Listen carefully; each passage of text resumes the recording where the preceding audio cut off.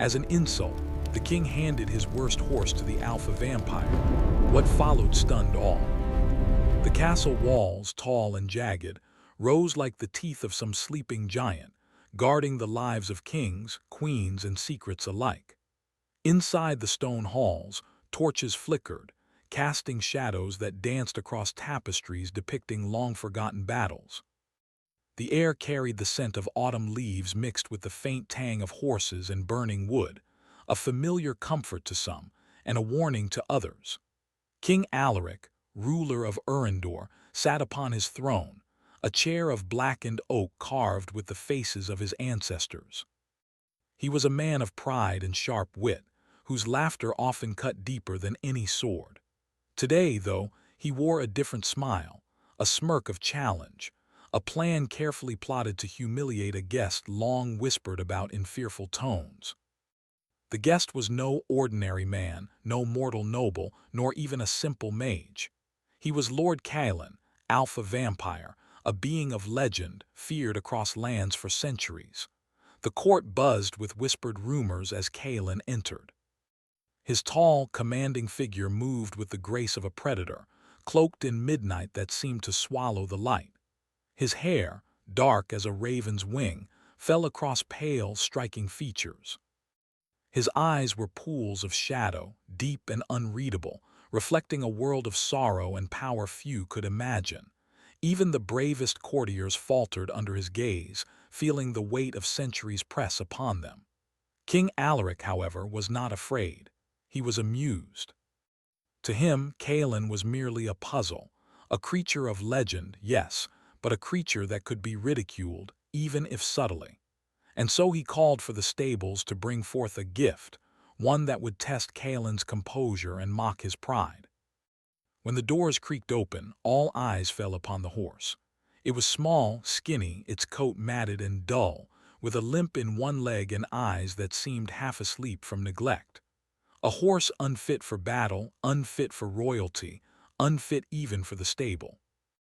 And yet it was presented as if it were a treasure of the kingdom. "A gift for our honored guest," King Alaric announced, his voice carrying across the grand hall, rich and teasing. "A noble steed to carry you on your immortal journeys." Caelan stepped forward, his expression unreadable. His eyes lingered on the horse, a flicker of something ancient and sharp passing through them. A gasp ran through the court, sensing the weight of the moment. Many expected anger, a display of supernatural wrath, but Caelan only inclined his head slightly. "Thank you," he said, his voice smooth, like silk wrapped around steel. The courtiers exchanged nervous glances. That single word, simple and soft, seemed to carry a subtle promise, a hint of power restrained, a calm that suggested the storm was not yet ready to break. Caelan mounted the horse with a grace that seemed impossible for such a creature. He adjusted himself carefully, his eyes never leaving the king's. The horse shivered beneath him, unsteady at first. Then Caelan gave a low, almost imperceptible command. The creature's body straightened, its legs finding strength as if awakened by some unseen magic. The pale horse's eyes glowed faintly in the torchlight, reflecting the shadows around them. The courtiers gasped again, unsure if it was fear, awe, or disbelief. King Alaric laughed, a deep, hearty sound, though it trembled slightly with uncertainty. He had expected ridicule, humiliation, but not this. Caelan held his composure, a dark figure atop a horse that now seemed far nobler than it had any right to be. "I see," Caelan said, his voice calm but laced with a quiet intensity. "Even the weakest gift may have strength unseen by mortal eyes." A hush fell over the court. Words like those carried weight, subtle yet sharper than any blade. The king's smirk faltered, if only for a moment. Caelan turned the horse slowly, its muscles now fluid and powerful beneath him, and left the hall. The whisper of hooves on stone echoed like a heartbeat through the chambers. Outside, the forest awaited. Sylvan woods, ancient and dark, stretched like a sea of shadows, alive with whispers and secrets. Caelan guided the horse into the moonlight, and the impossible happened. The horse's coat shimmered, darkening into a hue like midnight itself. Its eyes, once dull, burned with an inner fire. Muscles coiled like springs of shadow and power, and wings, black and feathered, emerged from its flanks, though they shimmered more like an illusion than reality. The creature that had seemed weak and pitiful now radiated majesty and danger. Kalen's lips curved into the faintest shadow of a smile. "Do not underestimate what you cannot see," he murmured to no one, yet as if the forest itself might listen. The horse snorted, steam rising in the cold night air, and then, with a single powerful leap, carried him into the deeper woods. In the palace, King Alaric's laughter had died. His courtiers looked at him, uncertain, fearful. Something had shifted. The legend had not been humiliated. It had merely revealed itself. Meanwhile, Kalen rode through the forest, the trees bending as if in silent respect. Moonlight caught on his dark eyes, and for the first time in centuries, he allowed himself a small, private thought. The world of mortals was strange, unpredictable, full of arrogance and folly, but also beauty. There was something in that room, in that insult, that awakened a flicker of curiosity, even desire. He had lived through wars, betrayals, and centuries of solitude. He had walked through darkness that had no end. And yet the human world, for all its fragility, still had its moments of unexpected art, of surprise, of challenge that drew him in. Perhaps, he thought, it was worth watching. Perhaps it was worth more.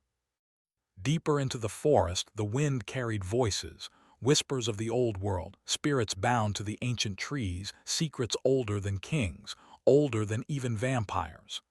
Kalen rode silently, listening, feeling, sensing. The horse beneath him, transformed, magnificent, was no longer just an animal. It was a reflection of him, a being misunderstood, underestimated, and capable of beauty that terrified and awed alike. Night deepened, the moon rising like a silver sentinel.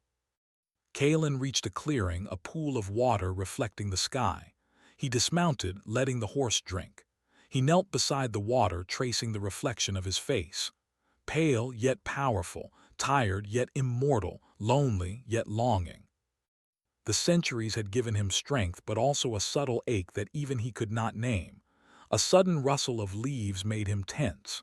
From the shadows, a figure emerged, small, hesitant, yet unafraid. Ilara. A mortal girl bound to the forest, bound to his castle by a curse she had long forgotten. Her hair caught the moonlight, and her eyes, wide, curious, and fearless, met his.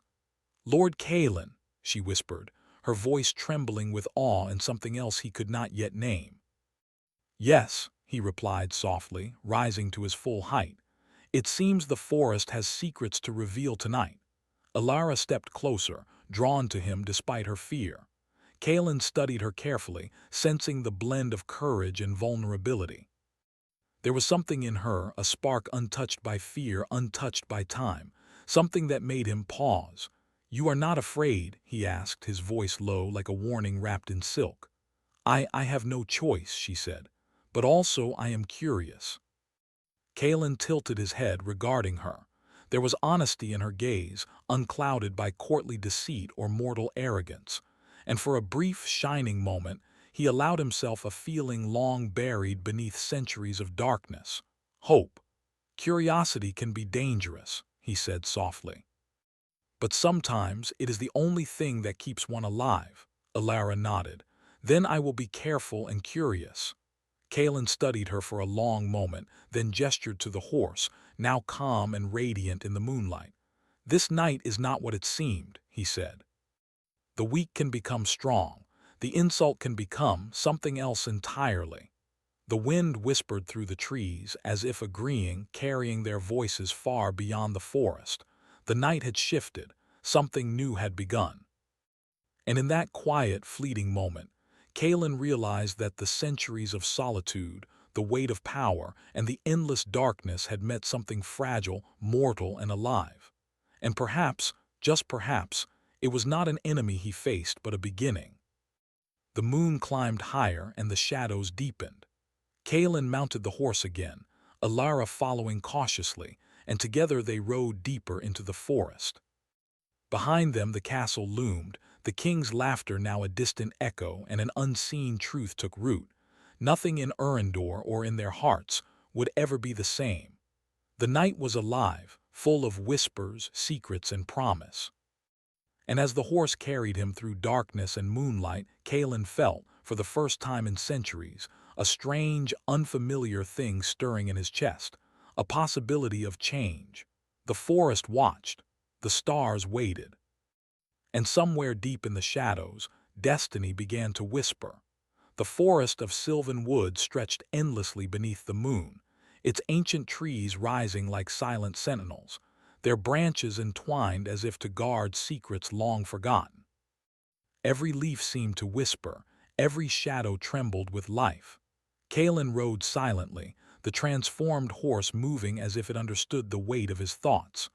Alara followed closely, her steps light, but her gaze fixed on him. The air between them carried something unspoken, curiosity, tension, and the first faint pulse of trust. "This forest, it feels alive," Alara said softly, breaking the quiet. Her voice barely rose above the wind. "Do the trees really watch?" Kalen's eyes flickered toward her, dark and reflective. "In a sense," he said, "they remember. They remember everything that passes beneath their branches, joy, sorrow, betrayal, and courage. They are patient, but they see all." Alara swallowed, her gaze drifting to the shadows dancing across the path. "Then they must see many things, many horrors too." "They do," Kalen admitted, his voice low, almost melancholic. "But they also see moments of courage, moments of hope, and tonight you have shown both." Alara's eyes widened slightly. "Me, why would I?" "Because you are here," Kalen said simply, "walking where others would flee, watching when others would hide. Your courage is rare." Her cheeks warmed under his gaze, though she tried to hide it. She did not yet understand the pull she felt toward him, nor the way her pulse quickened when their eyes met. But deep inside, something ancient, unnameable, seemed to stir. They reached a small clearing where moonlight fell like silver rain. The horse knelt, lowering its head to drink from a crystal-clear stream that cut across the forest floor. Kalen dismounted, moving to stand beside Alara. The water mirrored their reflections. Him, pale and sharp-featured, cloaked in darkness and mystery. Her, mortal and fragile, yet radiant in her fearlessness. "Why do you stay in these woods?" Kalen asked, his voice carrying a weight that seemed to press against the night itself. "You could leave. Return to the village, return to the castle. Why linger here, bound by a curse you barely understand?" Alara hesitated. I do not know. Perhaps because I belong here, perhaps because I have no choice. The curse, it ties me to the forest, to this place, to you apparently." She said the last words almost as a question, her voice trembling with a mixture of fear and fascination. Kalen studied her carefully. The curse had been woven centuries ago, a spell of containment and protection, designed to guard secrets he had long forgotten.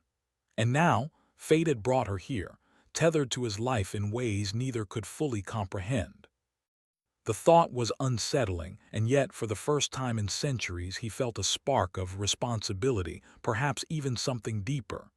"You do not belong to this forest," he said finally. "You belong to life itself, and yet you have been forced into shadow." Alara's eyes filled with a mix of sorrow and defiance. "And you?" she asked softly. "You live in shadows by choice or by curse?" Kalen's gaze dropped to the stream, to the way the water rippled and shone in the moonlight. For centuries he had hidden behind darkness, hiding from human emotion, from the pain of loss, from the weakness of attachment. And yet, here she was, mortal, fragile, yet unafraid. And her presence stirred something in him that he had thought long buried, longing. "I have lived in shadow," he said quietly, "because light has never welcomed me, because those I have trusted have always betrayed me, and because power is both a gift and a prison." Alara looked at him with curiosity, her fear melting into empathy. "And yet," she said, "you are more than your shadows. I see it in your eyes." Kalen's chest tightened. No mortal had ever looked at him with such honesty, such insight. Most saw only the vampire, the predator, the legend. Few saw the man beneath, the weight of centuries, the loneliness, the hidden longing for connection. And now he was forced to confront it, to feel it because of her. Before either could speak again, a rustling in the underbrush drew their attention. Kalen's eyes narrowed, sensing the shift in the forest's energy. Shadows moved with intent, unnatural and silent. Alara stepped back instinctively, but Kalen's hand remained calm at his side, relaxed but ready. From the darkness emerged a wolf, not ordinary but spectral, its fur black as night, eyes glowing faintly with an unholy light. It circled the clearing, growling low, its presence commanding attention. Kalen's lips curved in a faint, dark smile. "An intruder," he said softly, though not one that comes without reason. The wolf's gaze shifted to Alara, its form shifting slightly, growing taller, more menacing. Alara's heart thudded in her chest. She wanted to flee, but Kalen's hand rested lightly on her shoulder, grounding her. "Do not fear," he whispered, more to her than to the wolf. "It recognizes you as I do. It tests as the forest tests all who enter its depths." The wolf emitted a low, almost human-like growl, then dropped to the ground and circled once more before vanishing into mist. Alara's pulse slowed, though her hands trembled slightly. "You see," Kalen said, his voice calm yet sharp, "the forest is alive and it watches. Not all shadows are enemies, but neither are all friends. You must learn to listen." Alara nodded, trying to steady herself. "I will," she said. "I want to understand." Kalen's gaze softened, though only faintly. He had spent centuries teaching himself not to feel, not to trust, not to hope. And yet her presence challenged that carefully constructed fortress. The night deepened further, and Kalen led her to the ruins of an old temple hidden within the forest. Its stones were cracked and weathered, overgrown with vines that glowed faintly with magical energy. The air hummed with the memory of ancient rituals, and the moonlight bathed the ruin in a silver glow. "This place," Kalen said, "was once a sanctuary. A place where mortals and immortals alike could seek balance. Now it is forgotten, as all things are forgotten in time, but some echoes remain." Alara walked among the crumbling pillars, touching the vines gently. "It feels peaceful here," she said, "and yet full of sadness." "Yes," Kalen replied, "peace and sorrow often walk hand in hand. The world gives and takes, and power without understanding is meaningless." They sat by a broken altar, the moonlight bathing them in silver. Silence settled between them, but it was not empty. It was heavy with unspoken words, with curiosity, with the stirrings of trust. Kalen studied her, noting the determination in her eyes, the courage in her posture. She was mortal, fragile in appearance, yet unafraid in ways that many immortals could not be. "You have strength," he said quietly, "and a heart that is not easily broken." Alara met his gaze. "And you, how many hearts have you touched without knowing?" she asked. Kalen's eyes darkened, a shadow passing over his face. "Too many," he admitted, "and yet none like yours, perhaps because none were meant to stay." Alara felt a shiver, not of fear, but of something new, something stirring in the quiet depths of her chest. She did not fully understand it, but she sensed it. A connection, fragile yet undeniable, bound her to this immortal, to the shadows, to the unknown. A sudden cry echoed through the forest, sharp and urgent.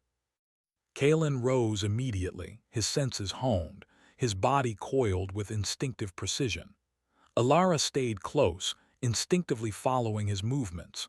From the shadows emerged a figure, a scout from the king, sent to check on the vampire and report any misstep. Kalen's expression hardened, but his voice remained calm. "You should not be here," he said, his tone polite but absolute. The scout trembled. "Lord Kalen, You will leave," Kalen interrupted, his eyes flashing with authority that brooked no argument. The scout fled into the night, terror in every step. Alara looked at Kalen, awe and concern mingling in her expression. "They fear you," she said softly. "Yes," Kalen replied, "but they should not. Fear blinds, but curiosity can awaken truths. They returned to the stream where they had paused earlier, and Kalen allowed himself, for a brief moment, a rare gesture of vulnerability. He knelt, touching the water lightly, letting the moonlight reflect on his pale skin. Curiosity, he murmured, is dangerous. But perhaps it is the only thing that can reach me now.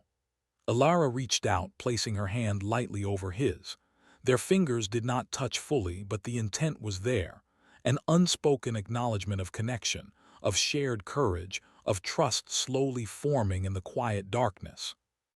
The night lingered, full of whispers, secrets, and unspoken promises. Kalen and Alara stayed by the stream, listening to the forest breathe, sensing the magic that hummed through every stone and leaf. And as the first faint light of dawn began to touch the horizon, Kalen realized something he had not dared hope. Perhaps solitude was not his only destiny. But even as hope stirred, a shadow moved at the edge of the forest, unseen by either of them. Something ancient, powerful, and relentless had taken notice of their presence. And as the sun's first rays broke through the trees, the quiet forest seemed to hold its breath, waiting for the storm to come. The castle of Urindor loomed against a gray dawn, its towers piercing the clouds like sharp spears. The air was heavy with the scent of rain and old stone, and the corridors echoed with whispers of courtly intrigue. King Alaric had called for a gathering of nobles and warriors alike, yet his mind lingered on one thought alone, the vampire who had humiliated him with a mere horse. Kalen. Kalen, in turn, did not seek the castle's halls or the king's praise. He returned at the king's reluctant request, summoned to join in a fragile alliance against a threat that neither human nor vampire could ignore. A rogue sorcerer, long thought banished, had returned with a curse capable of destroying both mortals and immortals alike. The forest had whispered of this darkness, and Kalen knew that to ignore it was to invite ruin. Alara accompanied him, her presence both a comfort and a challenge. She had spent nights in the forest with him, learning the ways of shadows and silence, and now she would witness the dangerous dance of human politics, a world she barely understood. Her fingers brushed against Kalen's cloak as they entered the castle gates, a small but deliberate gesture of connection. Inside the great hall, nobles whispered and knights shifted uneasily. Kalen's reputation preceded him, and his presence was a storm contained only by civility and protocol. He moved with the precision of a predator, his eyes scanning the room, noting every glance, every gesture of fear, awe, or disdain. King Alaric's voice cut through the tension. "We face a threat unlike any other. A sorcerer has risen, one who seeks to undo the balance of our world. Mortal and immortal alike are in danger." His gaze flicked toward Kalen. "And we require the assistance of Lord Kalen." The alpha vampire inclined his head slightly. "Your request is understood," he said, his voice calm yet absolute. "But understand this, I do not serve kings. I serve only the balance of life and death, the protection of those who cannot protect themselves." A murmur passed through the hall. Nobles exchanged nervous glances. Kalen's words were precise, courteous, yet carried an edge that no mortal could ignore.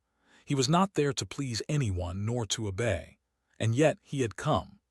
Alara followed closely behind him, her heart beating faster than she expected.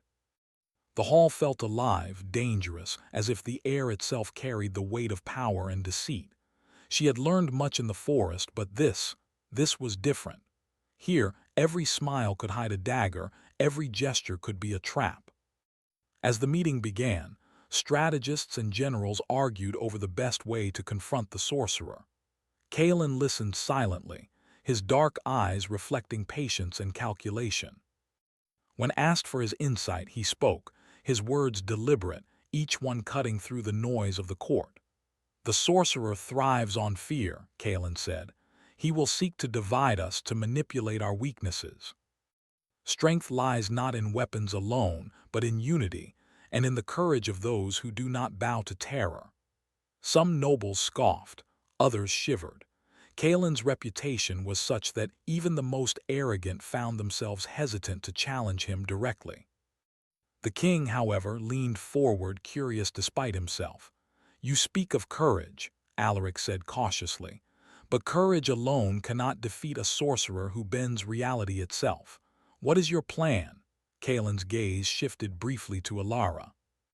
She met his eyes steadily, unafraid, and he felt a surge of something he had not named before. Perhaps it was trust, perhaps something closer to hope. "The plan is simple," Kaelin said. "We strike where he is weakest, and we do so together, mortals and immortals alike. No one fights alone." The meeting concluded and preparations began. Alara found herself walking beside Kaelin through the castle corridors, the weight of the task pressing down on them both. Yet, despite the danger, there was a subtle intimacy in their shared purpose. "Do you think we can defeat him?" she asked quietly. Kaelin glanced at her, his eyes dark pools of thought. "We must," he said, "but victory is never guaranteed, only effort and the courage to face the impossible." Alara nodded, sensing the depth of his truth. There was no boasting here, no arrogance, only the quiet certainty of one who had faced centuries of darkness and lived. That night the castle was restless. Shadows moved with a life of their own, whispers of the past intertwining with the present. Kaelin and Alara stood at the balcony overlooking the kingdom. Below, the city slept, unaware of the storm approaching. "You seem burdened," Alara said softly, breaking the silence. Kaelin's gaze did not leave the horizon. "Burdened is the weight of the world," he said. "I carry what I must, as you carry what you must. The difference is that my burdens are visible to none and my mistakes are deadly." Alara moved closer, her hand brushing against his arm. "You are not alone tonight," she said. "I will share your burden if you allow it." For a moment, Kaelin said nothing. He had spent centuries alone, guarding himself from attachment, from weakness. And yet her presence, it stirred something within him, something fragile yet undeniably strong. "Perhaps," he said finally, his voice soft, "but do not mistake my acceptance for weakness. It is merely acknowledgement." Alara smiled faintly, understanding the truth in his words. In this world of power, pride, and shadows, even small gestures carried weight. The next morning, they rode together toward the mountains where the sorcerer was said to dwell. The path was treacherous, filled with jagged cliffs, roaring rivers, and forests so thick that even sunlight struggled to pierce the canopy. Kaelin led, his transformed horse moving with unmatched grace, and Alara followed, her own mount steady but mortal.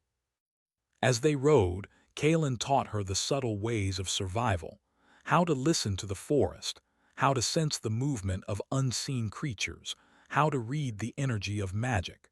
She absorbed every lesson, her admiration growing alongside the respect she felt for him. "You are unlike anyone I have ever known," she said quietly. "Strong, feared, yet capable of kindness."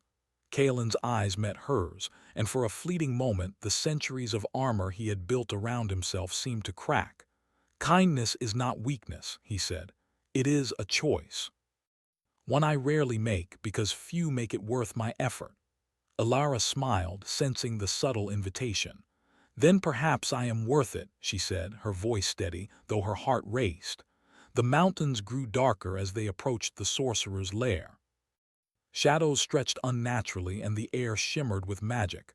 Kaelin dismounted, his senses alert. "Stay close," he said. "He is near. His power will test us both in body and in mind." The entrance to the cave yawned before them, jagged and black, as if the mountain itself had been torn open. Inside, the sorcerer's presence was palpable, a malevolent energy that pressed against their very souls. Kaelin and Alara exchanged a glance, a silent agreement to face the danger together. The battle began with no warning. Spells erupted like fire and shadow, the sorcerer twisting reality, conjuring illusions that could ensnare the mind. Kaelin moved with precision, his strength and speed unmatched, yet he was careful to protect Alara, guiding her through the chaos. "Stay with me," he commanded, his voice cutting through the roar of magic. Alara's pulse raced, but she trusted him. Together, they moved as one, evading traps, countering attacks, and finding openings where neither could have survived alone. Their movements were synchronized, unspoken communication forged from hours of shared time in the forest and mountains. At one point, Kalen was struck by a powerful curse, his body convulsing as darkness threatened to claim him. Alara rushed forward, channeling a protective spell she had learned from him, placing herself between him and the energy. The light of her magic flared, casting shadows and brilliance in equal measure, and Kalen regained his strength, his eyes meeting hers with a mixture of gratitude and something else, something dangerous in its intensity. "You saved me," he said quietly, his voice low, carrying weight beyond the words. "And you taught me," she replied, her own voice trembling slightly. "I trust you." Kalen's hand brushed against hers, fleeting yet charged with energy. Neither spoke, for words were unnecessary. The moment passed, leaving only a deep awareness of their connection, their reliance on one another, and the unspoken bond that had formed between them. The final confrontation came when the sorcerer unleashed a spell of shadow so dense that it seemed to devour light itself. Kalen, drawing on centuries of strength, stood firm, and Alara, drawing on her courage and newfound skill, supported him. Together, they pushed against the darkness, their combined efforts breaking the spell and forcing the sorcerer into retreat. When the dust settled, the cave was silent. Kalen and Alara stood side by side, breathing heavily, their eyes meeting in a moment of quiet triumph. "We have won for now," Kalen said, his voice soft yet carrying authority. Alara nodded, her hand finding his. "And together, we will face whatever comes next." As they emerged from the cave, the sky above was painted with the colors of sunset, brilliant and red. They rode back toward the castle, exhausted but victorious, yet both knew this victory was only temporary. The world was full of shadows, full of power struggles and full of danger. But for the first time, Kalen felt something he had not dared feel in centuries: hope. And perhaps even the possibility of love. The first light of dawn painted the kingdom of Urindor in pale gold and silver. Mist clung to the valleys, curling like ancient spirits disturbed from slumber. Birds sang cautiously in the distance, as though aware of the tension lingering in the air. At the edge of the forest, Kalen and Alara paused, their mounts resting beneath them. The battle with the rogue sorcerer had left scars, both physical and emotional, and yet the hardest challenges were still ahead. Kalen's eyes, dark and deep, reflected the rising sun. For centuries he had wandered alone, a predator feared and revered. He had trusted none, not mortals, not immortals, not even fate itself.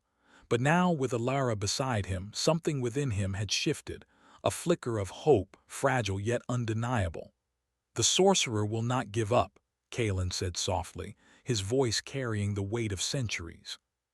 "He will seek vengeance, and his power grows with each passing day." Alara's fingers brushed against his arm, a touch full of courage and reassurance. "Then we will face him together," she said firmly. "I will not leave your side, Kalen, not now, not ever." Kalen regarded her silently. Trust and vulnerability were weapons as sharp as any sword, and she wielded them with quiet strength. "Very well," he said at last. "Then let our hearts guide what our hands cannot alone." They approached the ruins where the sorcerer had hidden, a place twisted by dark magic. The land itself seemed corrupted, the soil blackened and cracked, and shadows clung to every stone like living creatures. Yet the forest nearby, ancient and wise, whispered encouragement, lending its power to those who fought with courage and truth. Kalen and Alara entered the darkened ruin, moving carefully. Every step carried danger, hidden traps, lingering curses, and illusions designed to break their minds. Yet they pressed on, side by side, their trust in one another a shield stronger than any spell. A sudden shadow leaped from the walls, forming into the sorcerer himself. His eyes glowed with dark fire, and his robes twisted unnaturally around him, as if animated by his will alone. "You should have stayed in your forests, vampire," the sorcerer hissed, voice like cracking ice. "And you mortals should have feared the power beyond your understanding." Kalen stepped forward, his cloak flowing like midnight waves, and his transformed horse snorted, the shadows around it shimmering with magic. "Fear blinds you," Kalen said, calm and measured. "We see clearly and we fight for what matters." The battle erupted without warning. Dark energy surged from the sorcerer's hands, twisting the air, turning stone into brittle shards. Kalen moved like liquid shadow, his strikes precise and lethal, yet measured to avoid unnecessary destruction. Alara's magic flared, protective and bright, forming barriers that shielded them both from the worst of the attacks. "Stay close," Kalen commanded, his eyes never leaving hers. They moved as one, a harmony of mortal and immortal, courage and power, shadow and light. Every strike from Kalen was matched with Alara's defense, every spell she cast amplified by his strength. Yet even together, the sorcerer's power pressed heavily upon them, as though the darkness itself sought to claim them. At one point, the sorcerer unleashed a wave of shadow so dense that it swallowed Kalen entirely. Alara's heart leapt in terror, but she acted without hesitation. Drawing upon the lessons he had taught her, she reached into the magic surrounding her, focusing all her courage and will into a single point. A beam of pure, silvery light erupted from her hands, piercing the darkness. The shadow faltered and Kalen emerged, eyes blazing with gratitude and something deeper, unspoken. "You saved me," he said, voice low, carrying weight beyond words. "And you taught me," Alara replied. "I trust you, always." Their hands brushed, not in hesitation but in acknowledgement. Centuries of isolation had prepared Kalen for many battles, but not for the warmth of trust, not for the fragile power of human connection. The sorcerer, enraged, gathered every ounce of his dark energy into a final, devastating attack. Kalen and Alara exchanged a glance, understanding without words what must be done. Together, they stepped into the center of the ruin. Kalen's shadowed power merged with Alara's light, forming a beam that shone like dawn breaking through storm clouds. The combination of mortal courage and immortal strength struck the sorcerer directly, shattering his spells, breaking the illusions, and finally forcing him to retreat, vanishing into the cracks of the earth with a scream that shook the ruins. Silence fell. The ruin was still, the shadows dissipating as light returned. Kalen and Alara stood together, breathing heavily, their eyes meeting. They had faced death, darkness, and despair, and survived, stronger together than apart. "You were remarkable," Kalen said, his voice soft, almost gentle. "You could have fled, yet you chose to fight. That is rare." Alara smiled faintly, brushing mud from her cloak. "I would follow you anywhere," she said. "Through shadows, through danger, through everything." Kalen felt a warmth he had not known in centuries, a subtle light within himself growing with her words. He reached for her hand, holding it firmly, not as a predator or a master, but as an equal. "Then we will face the world together," he said, his voice steady. "And perhaps find something beyond shadow and fear." The forest nearby seemed to acknowledge this truth, whispering through the leaves, bending in the breeze, as if lending its blessing to the pair. The transformed horse, still radiant in moonlight, nuzzled their hands, a living symbol of their bond. When they returned to the castle, the kingdom's reaction was mixed. Nobles and soldiers marveled at their victory, yet some whispered that Kalen's power was too great, that Alara had changed him too much. King Alaric watched silently from his throne, the arrogance in his expression softened by recognition. He had sent spies, doubt, and scorn, but he could not deny the bond formed between the vampire and the mortal woman, nor the courage that had saved the kingdom. "You have done well," the king said finally, his tone measured. "Perhaps I misjudged the power of trust and loyalty." Kalen inclined his head, acknowledging the king without submission.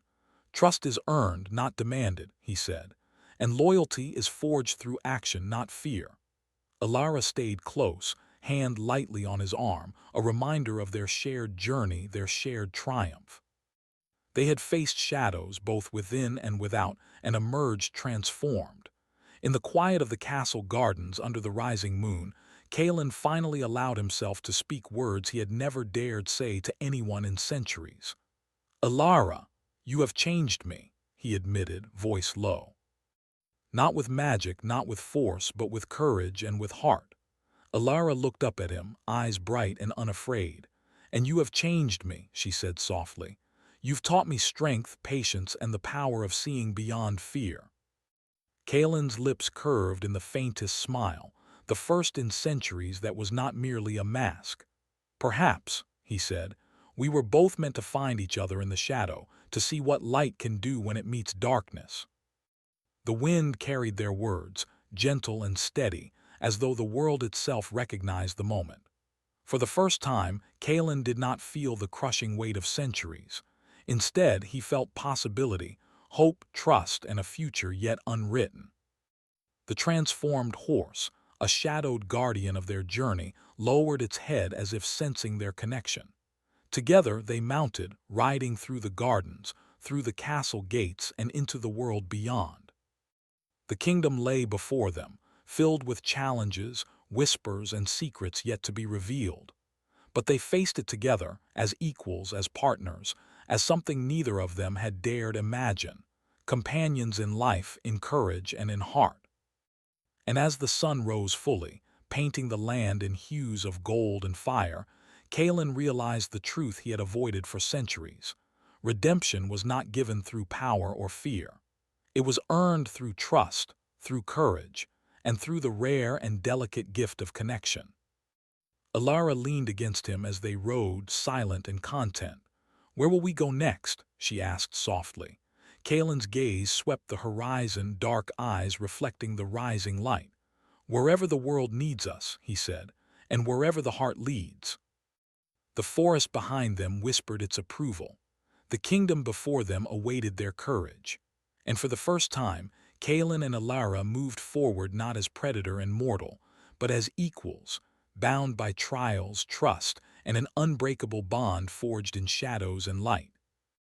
The horse carried them steadily, its hooves echoing across the land, a living reminder that even the smallest beginnings, a weak horse, a whispered insult, could lead to transformation, courage, and love. And somewhere beyond the mountains, unseen shadows shifted, watching, waiting.